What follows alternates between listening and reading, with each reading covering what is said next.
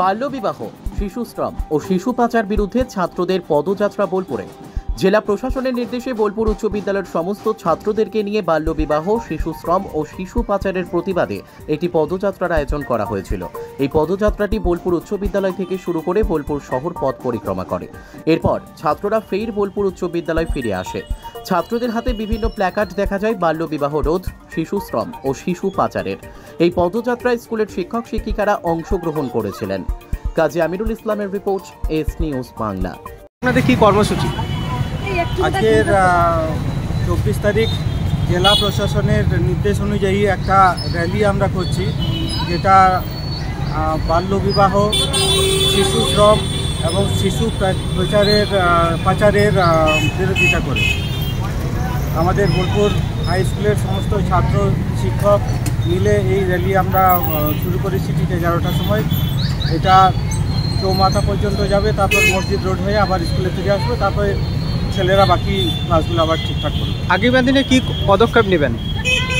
আগামী দিনে কি কর্মসূচি বা পদক্ষেপ? পরবর্তীতে আরও কর্মসূচি আছে, যেমন একটা এর বাল্যবিবাহের এগেনস্টে একটা নাটক হবে, সেটা 26 তারিখে।